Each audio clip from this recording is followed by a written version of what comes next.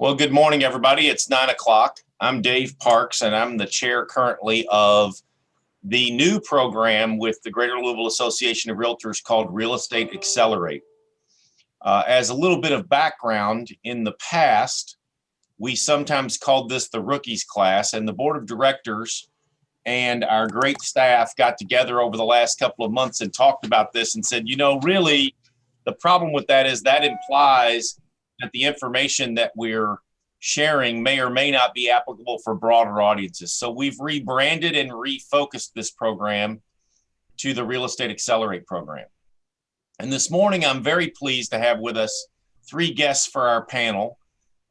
Harry Borders with Borders & Borders Attorneys, Chase Abel with Highland Professional Group Accounting, and Mike Smith with Flex Wealth Management. And what I want to do is take a moment to allow each of them to introduce themselves a little bit and share a little bit of information about themselves. But before I do that, I want to give you kind of an overview of how we're going to do this morning. If you have a question that you would like to ask or have asked, please put it in chat so that Tasha can be monitoring that and we can figure out how to interject those. If for some reason you feel like... Also, one other thing, if you're not speaking, can you please mute your phone?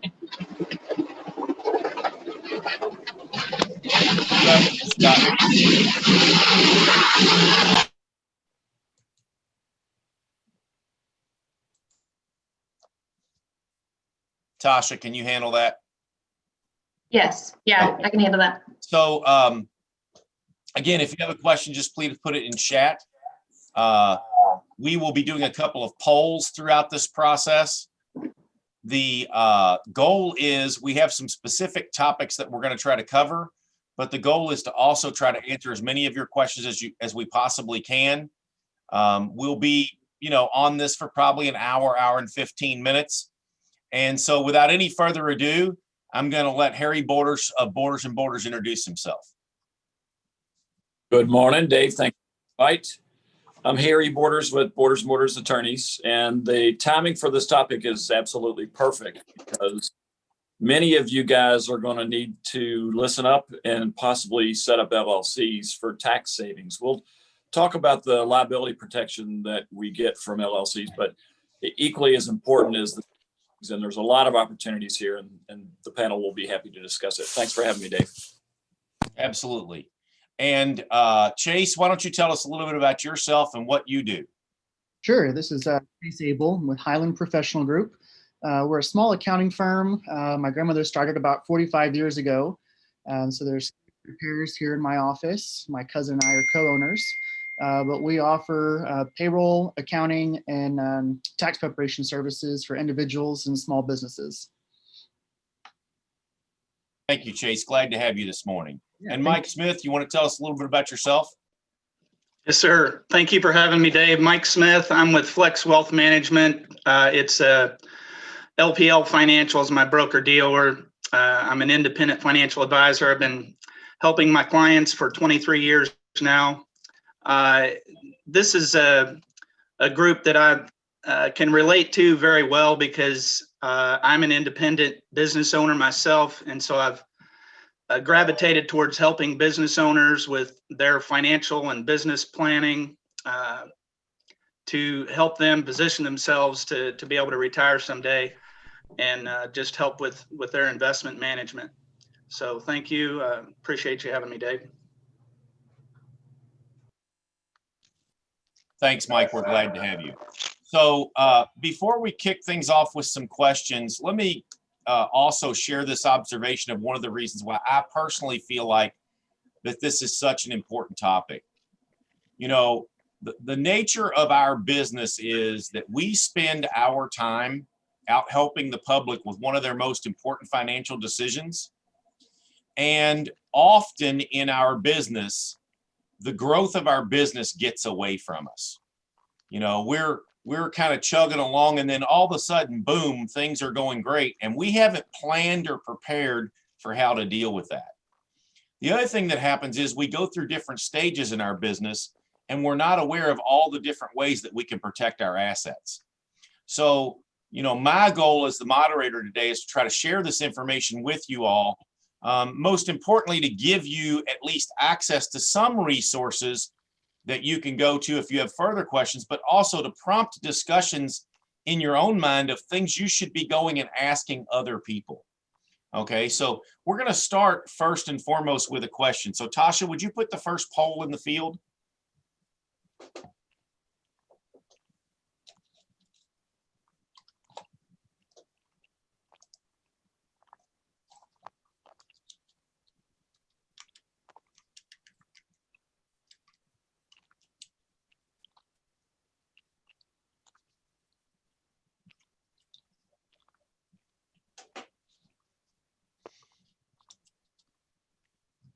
So we have 10 people who have not voted. We'll give it another minute.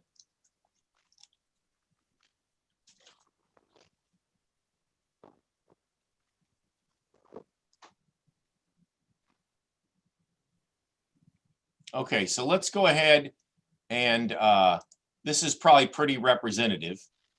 So I want to share with everybody the results of our callers today. Can you all see the results? Can you all see the results? Yes, we Okay, can. great. We can. Of our callers today, as you can see, 77% of our callers are not a limited liability company. Okay, and that's not to say that that's the inappropriate number, but what we want to talk a little bit about is why you should or may not want to. And so I want to start with this from the perspective of Harry's perspective. And Harry, if you wouldn't mind, tell us a little bit about, first and foremost, what are the two main reasons you form a limited liability company? So the first reason is LL, limited liability. As a sole practitioner, you don't get liability protection by forming an LLC. In other words, if you tell a seller, you don't need to disclose that. And in fact, they should have. You still have personal liability. You can't hide behind your LLC because you have an LLC when it was you that gave the advice. Same thing goes true with me. If I'm sitting down with a client and I give bad advice, I am liable. I cannot hide behind my LLC. Now, when do we get liability protection? As realtors, we get liability protection when we have team members that are below us. So if I've created a team and I have somebody on a team, presumably they're a little bit less knowledgeable and skilled than I am. That's why I'm the team owner. But if they made a blunder, then I do get liability protection from my team members, but I don't get liability protection from myself. It appears that we may be talking about some investment property stuff down the road, and I'll talk about liability protection from that perspective as well. The second reason that we talk about LLCs, especially why this time of the year we should be talking about it, is for tax planning. Your income as commission income is all active income, which means it is taxed at your tax bracket. We're going to talk about tricks of the trade and how to convert an LLC to an S Corp LLC to take advantage of some tax savings. But I'll let the brainiacs on the tax part talk about that. But those are the two primary reasons: liability protection and tax savings.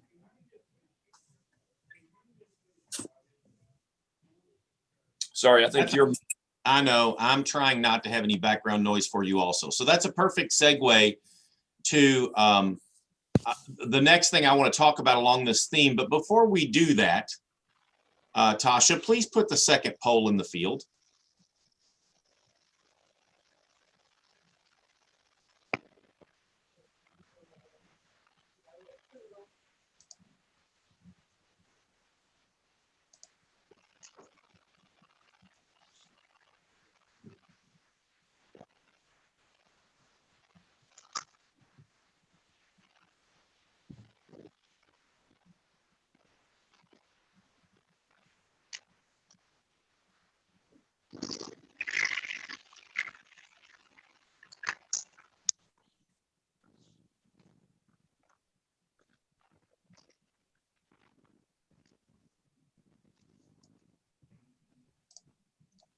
Okay, so everybody sees here that first thing, we have a pretty broad range of answers.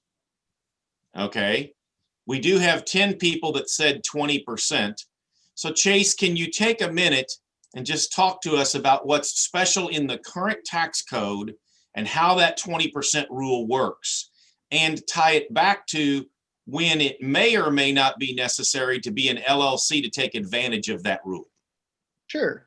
So the 20% comes from the qualified business, the QBI, qualified business income deduction. That came about with the tax law changes when they reduced the C corporation tax rate, which is a whole separate entity that used to have favorable tax brackets. Tax Cuts and Jobs Act a couple of years ago lowered that. So then it became more favorable. Well, people that were paying taxes at their personal income rates could be paying higher tax than corporations. So they came up with this lovely calculation called QBI, which basically takes 20% of your net income as a deduction before you calculate tax. So that's where most people are getting that 20% deduction. You do have to have active income, like Harry said. So if you've got passive activities, meaning you are not actually participating in the company, you may not qualify for that QBI. But as all of you realtors are actually out there engaged in real estate and selling, you would be applicable for that. QBI applies to sole proprietors, LLCs, and S corporations, as well as partnerships. So really the only thing it doesn't apply to is a C corporation. Tying back to the LLC, my typical guidance, of course, is always talk to an attorney, but I'm a big fan of going ahead and starting an LLC early on. The upfront startup costs are fairly minimal, but then later on, when you want to flip a switch and possibly go towards S corporation status or partnership status, depending on what's going on, you already have that groundwork in place. And the annual carrying costs for an LLC are fairly inexpensive. So it's good to go ahead and do that. That way you already have that in place should you want to make a switch later on, depending on what your tax situation looks like. So that's perfect, Chase. This is actually what Chase just said is probably the number one thing I want to make sure that we talk about today. The reason that I wanted this to be done in January and the reason that I want to go through this right now is what Chase said is so critical. If I wait until the end of the year to decide that I have a structural problem, there are lots of negative implications for that. Okay. One of the things that Harry alluded to earlier was that as realtors, and let's assume we are not a limited liability company and we do not have a payroll. I should have put this poll in the field. In fact, can you do a quick poll, Tasha? I think so. What would you like to say? How many people pay themselves a W-2 paycheck, either weekly, monthly, quarterly, annually, in some way they pay themselves a W-2 paycheck? Yep, give me just a second, but you can continue. While she's asking that question, okay, let's talk through why this is so critical. All right, we're self-employed, right? So Chase, what's the minimum amount of tax I could possibly have to pay on my self-employed income that is taxable? So, well, self-employment tax is, excuse me, 15.3%. Perfect. So no matter what happens, I don't care whether I have any AGI at the end of the year. If I have income, I'm going to pay that, correct? Correct. You can have zero personal income, tax liability, but you can have net profit from your, single member LLC, which would be subject to that self-employment tax. So while you may have zero income tax, you may have self-employment tax to pay. Okay, so if you'll notice, if you look at the poll, about 80% of the people on this poll do not have a payroll. Now, what's interesting is we had several people, I don't know who, and you don't need to point yourselves out, that are set up as an LLC, but do not pay themselves a payroll. Now, I don't want to get in a huge math problem, but Chase, would it be correct to say that if I am set up as an LLC and I do not pay myself a payroll, that I am potentially paying more self-employment tax than I might otherwise need to? I would say it's possible. Okay. But one thing that I do want to mention before we get too far down that path is if you are a single member LLC and you're filing a Schedule C on your personal tax return, you cannot pay yourself a W-2 wage. In order to do that, you would have to elect S corporation status, which is where that comes into play. Perfect. Okay. See, look, he's just getting all my highlights here. So if you want to go down this, you've got to be structured right. So one of the key points that I want to bring out is we've only been talking about this for 15 minutes. Somebody on this call's head already wants to explode. The rest of us are going, you know, this is pretty complicated, Dave. So this is why you want to reach out to professionals. But let me give you a really simple example and see if Chase can confirm what I'm going to tell you. I'm just going to assume that a realtor had $50,000 of income. And let's just, for the sake of argument, to make the math easy, say they had 0 deductible expenses. Chase, is it correct? I would get to take 20% of that off, so I would now have $40,000 of taxable income. Yes. How much of that $50,000 would I owe the self-employment tax on? All of it. All of it. Okay. UBI is only going to reduce personal income, not self-employment income. And I only escape 1/2 of that ever, correct? Correct. You will get 50% deduction as an adjustment to income before tax is calculated for self-employment. But so theoretically, I could, under some structure, save as much as 7% or so of a percentage of that income, right? Yes. Okay. So who can go to their broker tomorrow and get a 7% commission increase with a snap of their fingers? Right? That ain't going to work.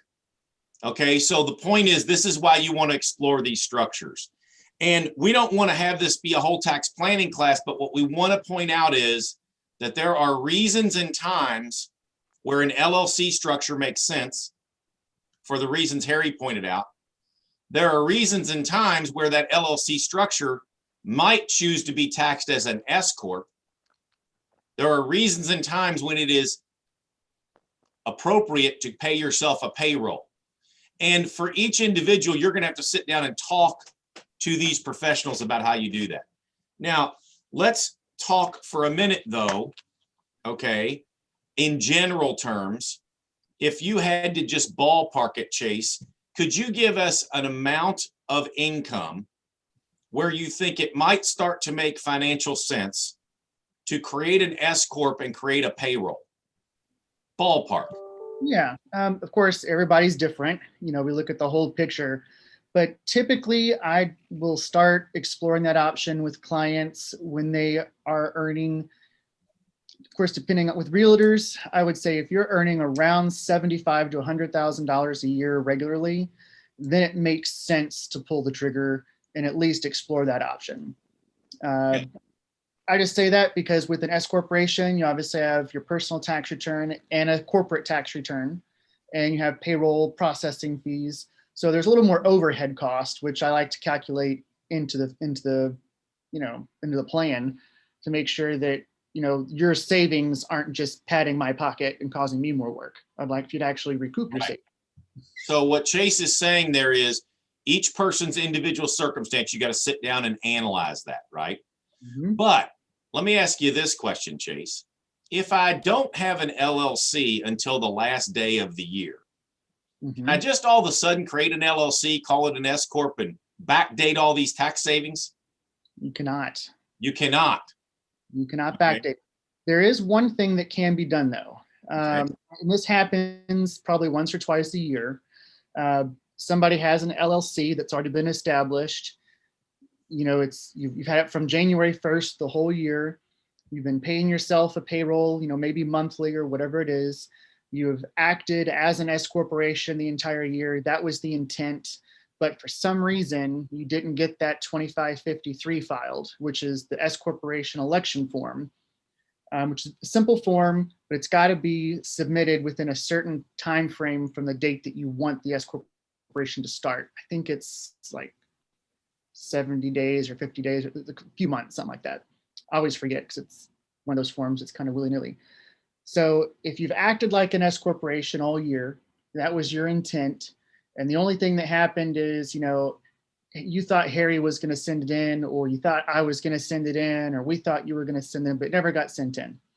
There is a revenue procedure that we can basically write on the top of the form and file an S corporation tax return for the year, even though we haven't had the approval to do so.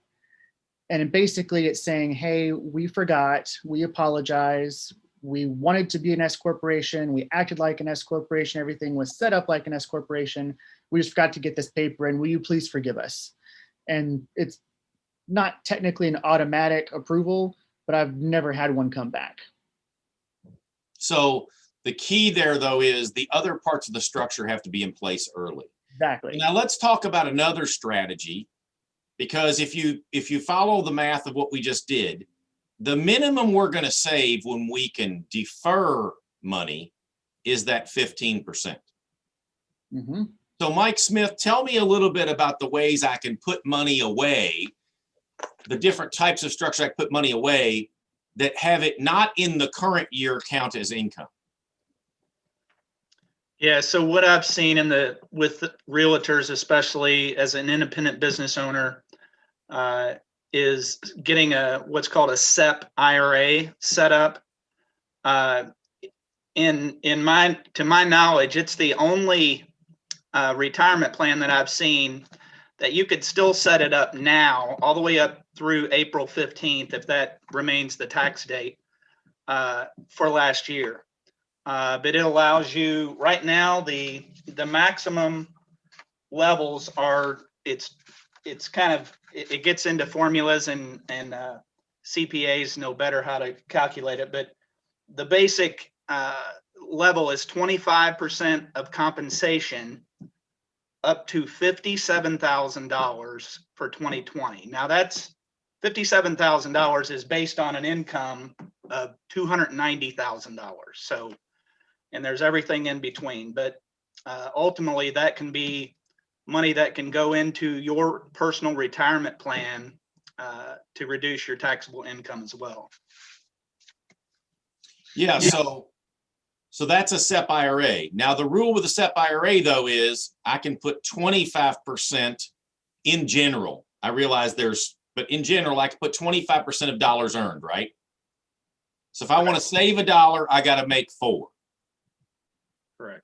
Now this may not be applicable for very many people on the call, but is there a vehicle where I could, for example, put 100% of my first dollars earned? The other thing that I see is as far as to get more money in, I'm not sure if this is going to answer the question, but there is something called an individual 401k. That amount, when I put in the amount of 290,000, it goes up to 63.5. But I'm not really sure as far as I understand what you're asking, but I may need a little help from the CPA as far as 100% of income. So Chase, let's put the third poll in the field, Tasha.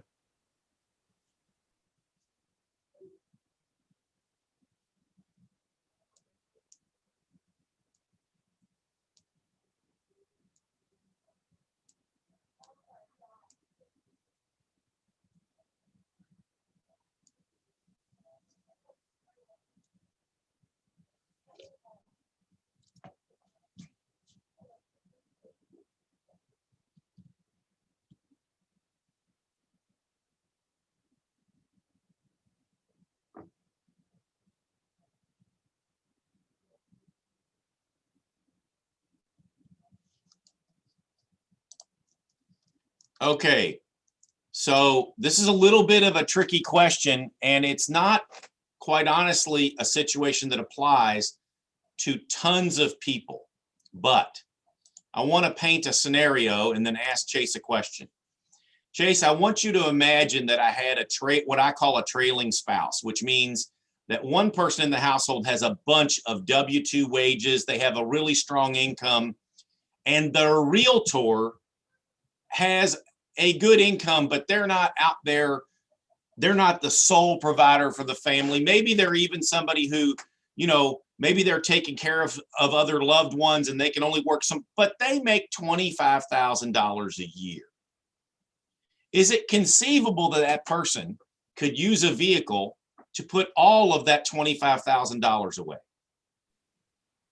Yes. Pretty much so for the SEP IRA, for example, that's going to be based on net income.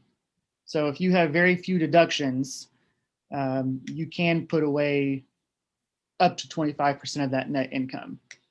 For the 401k, you can actually put dollar for dollar up. So as long as you have taxable income, you can put all of those dollars away up to the contribution limits, which is $19,500 a year, plus an employer match. So this is a really critical planning tool for again, people who know people who might be in a situation in their career where they don't really need the income that they're generating today to live off of, but they want to keep being in the business, right? So for example, there's a couple of specific scenarios where I see this quite often. Somebody's in their second or third career. They have a pension. They're really in the real estate business to build wealth, right? So one of the things they're trying to do is build wealth. Well, they can take that first dollar for dollar and put it away. Now, if they're making $300,000 a year, the SEP is still a better plan, right, Chase? Right. But if they were making $30,000 or $40,000 or $50,000 a year and they were trying to build wealth, the individual K could be a very good plan. Mm-hmm. And again, what we're going back to is, I don't know for any person on this call what's the right plan. Neither does Chase, neither does Mike, neither does Harry. But if you reach out and get some advice, you can get it set up the way you need to. Does that make sense to everybody? Now, there's costs in everything. There's no free lunch, okay? But one of the reasons that I also do this call is that about 18 years ago, I started taking this advice. And I cannot tell you how valuable it has been relative to what it has cost me over the years, and how often I will have an agent come to me whose income has gotten away from them in a year. And all of a sudden they're like, oh my God, what am I going to do? And I sometimes want to say, I sure wish when we had this conversation back in January, you'd taken a few of these steps to position yourself so that you could do these. Now you can still do this and you can still do that, but you can't do everything that can help you. Does that make sense to everybody? Okay. Hey, Dave. Yes. I don't want to throw a big wrench in this conversation, but when I did these calculations, it's a plan that most people aren't familiar with, but I'm sure Chase would be familiar with what's called a defined benefit plan. It gets in again to a lot of formulas of what your age is, what your salary is. But on the examples that I wrote, if you're looking at someone that's really doing well in real estate, the maximum on a $290,000 income that you can put into a maximum defined benefit plan is $214,000. Okay, so that's a much higher percentage. And I did another example of $150,000, where in a defined benefit plan you can put $140,000 in it. So anyway, I don't want to start a whole new conversation, but there are other vehicles. But really what this points out, which is the reason that we do this call, is everybody's situation's different. Everybody's income level's different. Okay. Another thing that's going on, hey, Tasha, put this poll in the field for me real quick. On a scale of 1 to 10, how good do you think the real estate business is right now?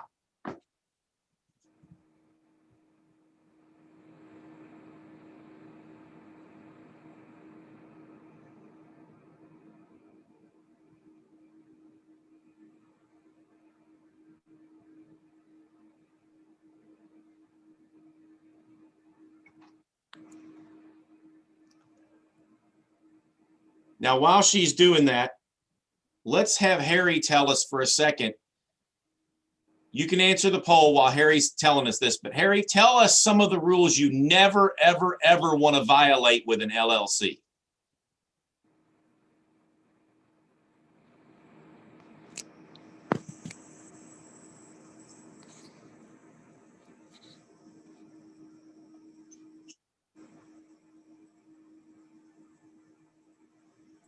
Sorry, while that poll was up, I wasn't able to unmute myself. So in order to get the protection and the tax benefits that you are hoping to get, you need to be able to behave like an LLC needs to behave. It certainly is not rocket science, but it's critical that you do it the right way. There's really a couple of things. Number one, every year, except for the first year that you set up your LLC, you will get a postcard from the Secretary of State. That is your annual report. If you don't file your annual report, you will be dissolved. It's only $15, so don't forget to file your annual report. Rule number two is we've got to get a tax ID number, and get that, or any of the guys on the panel can get that. We get a tax ID number, and we open up a bank account in the name of the company. At that point, all of our income goes into that bank account, and all of our business expenses go out of that bank account. Number three, when we're interacting with the public, and I'm not talking about interacting with a buyer or a seller, but a vendor or our broker or somebody else, we need to always use the name of the company in everything that we do. So if I'm going to buy a new computer, I'm going to use a business credit card or a business debit card. When I sign on behalf of something, so I lease office space, I'm going to sign the name of the company, and I'm going to sign my name and my title, which is generally either a member or a manager. If you don't behave like an LLC, you don't get treated like an LLC. Okay, so I want to ask Chase, of all those things that Harry just brought up, which one do you think is the one you most commonly see violated? The two most common things I see is people not filing their annual reports or filing their 725s, pay their $175 at tax time, and people that commingle funds. So let's talk about commingling funds, okay? Because all of this great advice isn't going to do you any good if you violate this most important rule, okay? So these are the kinds of questions I've heard before. Hey, it's toward the end of the year, and I've got a bunch of money sitting in my LLC account, and I want to go buy X. Can I go do that? Well, you can, but what do I have to do with the money first, Chase? It's a personal expense. You'd want to transfer it to your personal bank account. Right?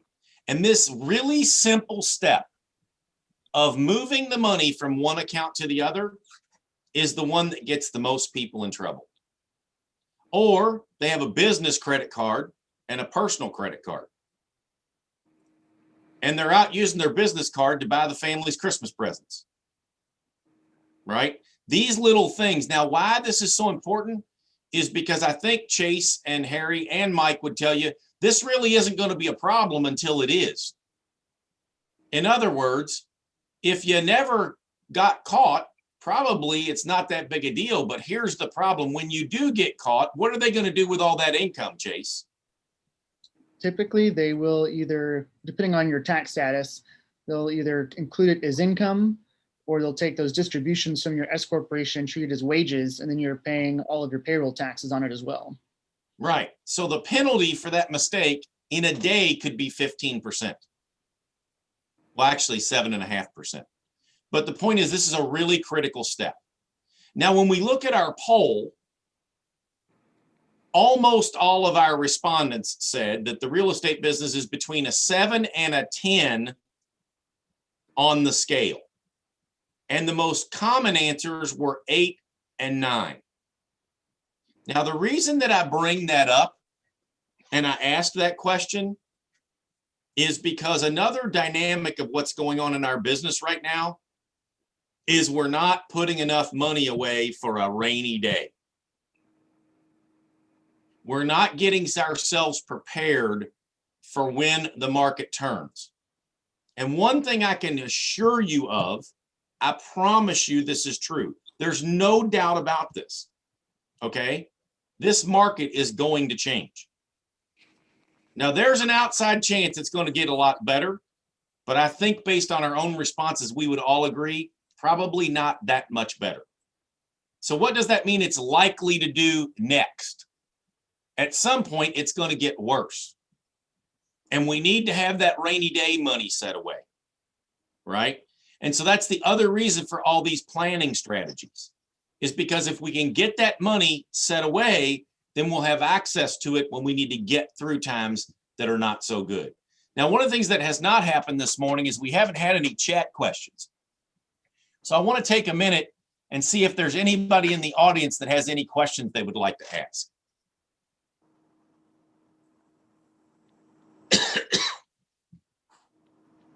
Are we so good that we've answered every question that every person has?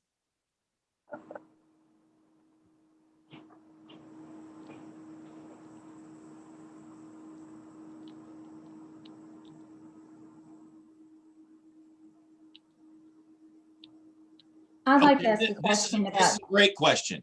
Okay, so we had a question from Judy Scherer asked this question. She said, what about setting all this up while we're taking required minimum distribution? So first thing is, Mike, why don't you take a minute and talk to us a little bit about what a required minimum distribution is? Yeah, required minimum distribution is if you have IRAs and you turn a certain age, it used to be 70 and a half. They just moved it to 72. The IRS is, I think, slowly going to get rid of all these half ages, hopefully all of them. At 72, you're required to begin taking money out of your IRAs. Typically, it's a calculation on what age you are, but it normally hovers around 4% of what you have in all your IRAs, total. They look at that and you're required to take that out each year. Now, what I've seen a lot of people do that don't need that money is they will set up a non-retirement investment account and put it right back to work, in a growth fund. So, So that's one thing I can do. Isn't another thing I can do, Chase and Mike? Couldn't I theoretically take out my 4%, and let's just say for the sake of argument to make it easy, that my 4% is $8,000 a year. So in other words, I've got $200,000 in my IRA. But this year I made $40,000. Can't I reinvest 25% back in if I wanted to? You could. And also just looking at, well, I guess, the different types of plans. So yeah, if you were in business and you're actively earning income, which you would be in this scenario, you could recontribute to those IRAs or that SEP IRA. Additionally, they've increased the limit, the age limit to contribute to a traditional IRA. So if your income is not robust enough or big enough to use one of these other retirement plans, you just have a traditional IRA. As long as you have earned income, you can now contribute to those traditional IRA plans regardless of age. So the beauty of Judy's question is, I'm being forced to pull some money out because I set some money aside. But at the same token, I can even put more back in some cases than I took out. Mm-hmm. Right? So again, this is where each person's scenario, you really need to sit down with trusted professionals and kind of talk through what the best plans are for you. Now, in the next question that got asked, Lindsay Davidson said, when should you look for your annual report postcard? Harry, when's it come?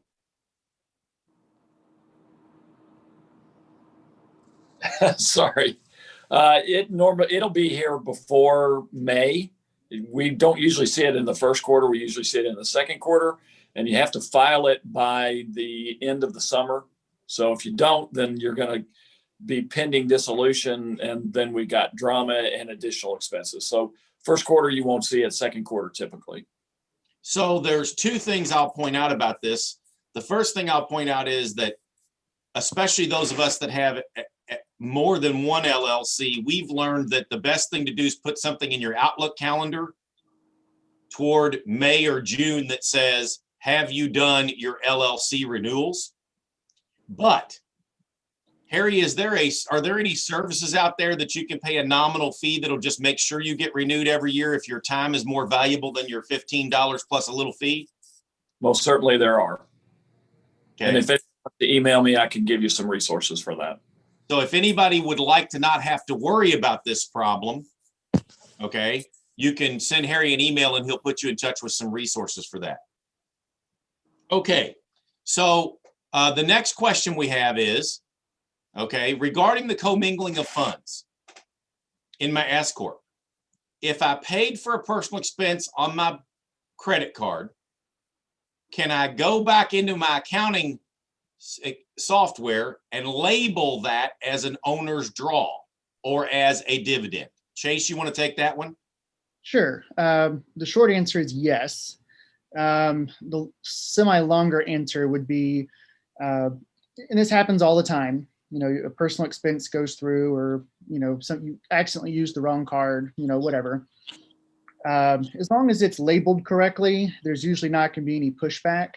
But the one thing you want to remember about an S corporation is you need to be paying yourself a reasonable salary. And IRS doesn't really define reasonable. So if you were ever audited, and let's say you grossed $200,000, after expenses, you know, you have $100,000 in net profit, but you only paid yourself $3,000 in W-2 wages, but you took the rest out in owner's dividends. IRS is going to come back and say, yeah, we're going to reclassify that as salary and charge all your payroll taxes on it plus penalty and interest. But if you're paying yourself a reasonable salary, and if for some reason there is an audit and there are some personal expenses, as long as they're categorized appropriately and not, you know, deducted inappropriately, there's usually not a big problem. But the key would be just to avoid the scenario to begin with, because as soon as the IRS sees you've got personal expenses, even though it's labeled correctly, come out of your business account, the next thing they may want to see are your personal bank statements to see if there's any other income or anything else going on over there that they're not aware of. Yeah, so the other thing Harry would tell you is that if you commingle a lot, even if you've accounted for it properly for the IRS, you have the potential of breaking your liability shield. Mm-hmm. Correct, Harry? That is exactly right. There are a lot of forgivable offenses in the accounting world that don't exist in the liability world. So I'm glad you brought that up, because that's exactly correct. I want you to never do that. Sometimes it happens, but I want you to never do that. If you ever see me, for example, at a Home Depot, don't stand in line behind me, because what you're going to see me doing is I'm going to have my phone in my hand. I'm going to make sure that the expenses that I'm going to incur for my LLC, and that would be for a rental property, but the same thing holds true for you guys. I'm going to be sliding money over from my personal to my business so that I'm using the correct card. I will never commingle, because it's just too risky. If I'm doing an LLC partially for the liability protection, then I don't want to do that at all. Chase can figure out usually how to avoid there being drama. I can't, and your defendant attorney can't either. So that's a great point. Okay, now here's a question. Now, the answer is going to be, I'm sure, a little bit ambiguous, but we had somebody asked, suggest the best positioner plan for a 40-year professional realtor, full-time primary income,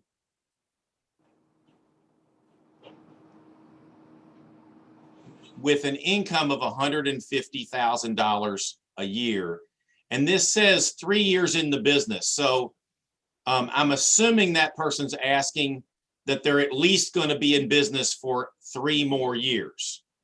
Okay. Now, Mike, you answered that question in the chat, but would you like to verbalize it to everybody?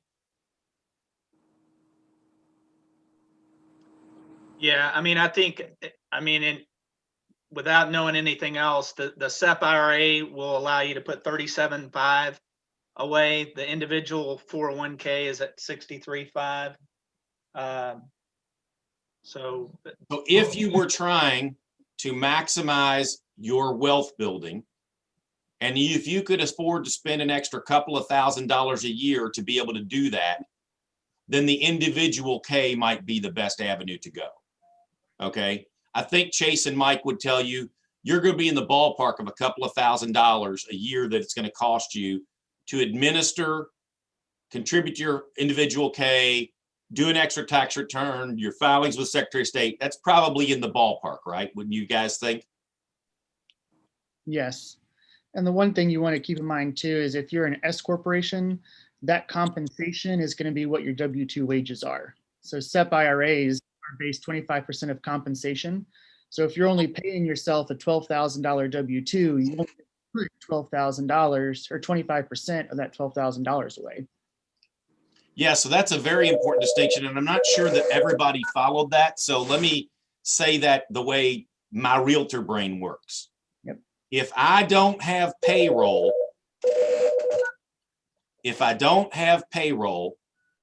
I can't have 401k. Correct? Is that what you're saying, Chase? Right. So a couple different scenarios, but if you have an S corporation, your retirement amounts are going to be based on your W-2 wages. Right. So if I'm not paying myself very much W-2, then I can't put the money away. That's my point. Right. If you're just Okay. a single member LLC filing a Schedule C, then it's based on your net profit. There is no W-2. Hang on. That is also a good planning scenario. Is that a photography thing? I'm sorry, what was the question?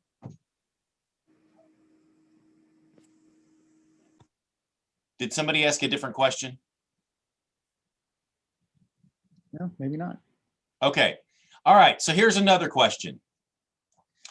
If I'm a W-2 employee with another company and I sell real estate part-time, should I still set up an LLC since it's not my main source of income? Would the general answer to that be yes or no, do you think, off the top of your head? Any one of the panel? My general answer would be no. Would you agree with that, Chase? Probably. I would. If it's going to be something you're doing on the side, I would say probably no. But if it looks like it's going to transition into something you're going to do more, then like I said, yes, because it's got small carrying costs and small upfront starting costs, and you can always convert that later on. But if you know it's going to be something you're just going to do a couple of transactions a year, I would say no. Now let's talk about an exception to the rule of the question that was just asked.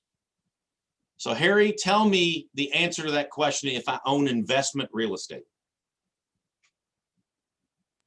Totally, completely different. When I own investment real estate, there is a substantial risk of liability, and I don't want the liability, which means that I'm going to hold that investment real estate in an LLC. That way, if somebody slips and falls or does something silly, then they come after the owner of the property, and the owner of the property is not me. The owner of the property is my LLC. And is there also an argument, Harry, that as I get my LLC of investment property too large, I might even split it into other LLCs? Without any question. It's the old adage, don't put all your eggs in one basket. Okay, so again, the point of this, I hope that everybody takes away from today's call is this is a pretty complicated part of our business, but there's plenty of smart people available for us to go to. And each person's individual situation is a little bit different. But there are some basic guidelines that we've talked about this morning, and I want to recap a few of them to make sure that we all remember them, some really significant ones. Number one is, if you want the right structure, get structured early. So in other words, at a minimum, every January or February of each year, you should be having a conversation with your professionals about where you should be. And then you should have it again in November and December to make your appropriate decisions for the end of this year and planning for the next year. Okay, that would be the first takeaway I'd like everybody to have. The second takeaway is, do not commingle business and personal funds. Get out of this habit if you're in it. Even if you're not an LLC yet, don't be commingling these funds.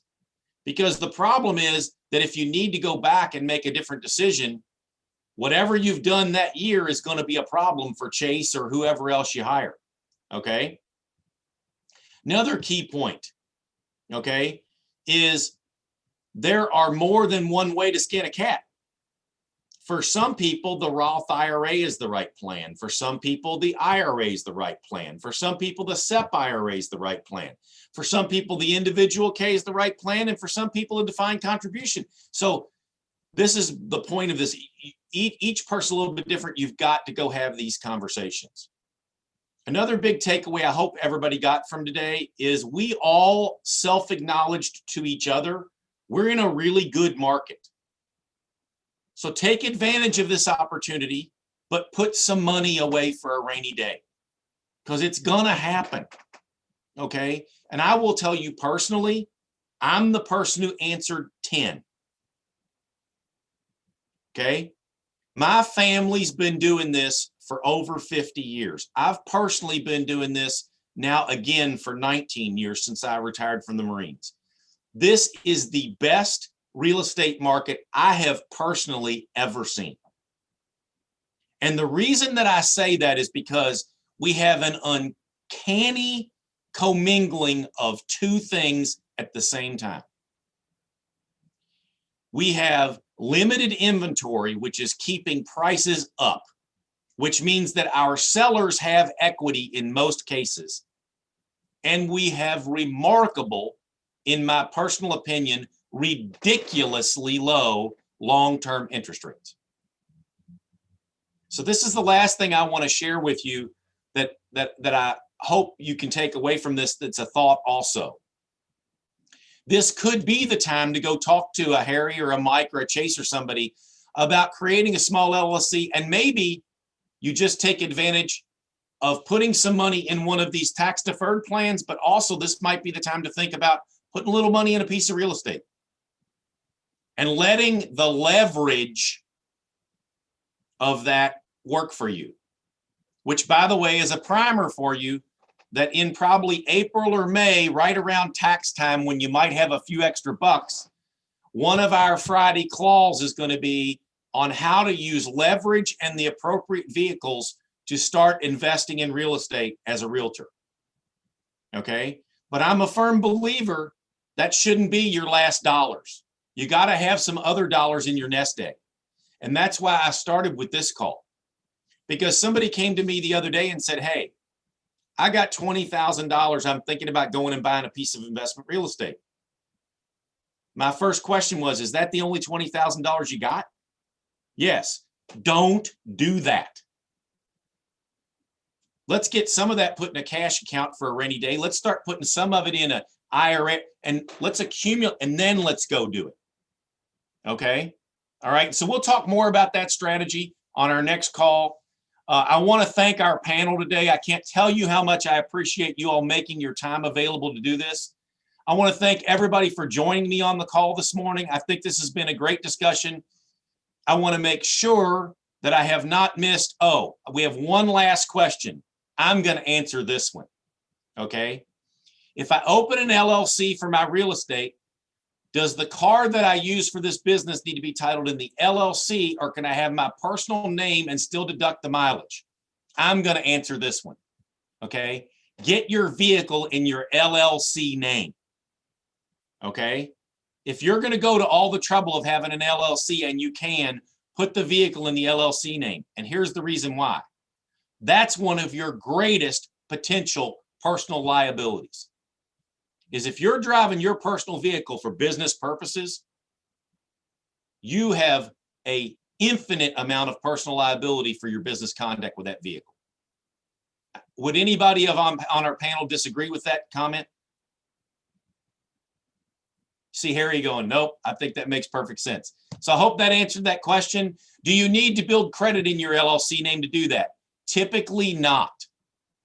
One of the beautiful things about our credit system is that most often they will let you do the work in your LLC name and sign personally as long as your own personal credit is strong. Now, what might be a problem is if you don't have income. If you don't have income, they don't like to lend money to entities that don't have income. But if you have income, which is what you're trying to shelter in the first place, you really shouldn't have a big problem with that. Actually, even most of the large car dealers can get you a loan or a lease in your LLC name. So I hope this has been helpful for everybody. I hope everybody has a great week and a great new year. And thank you again to our panel.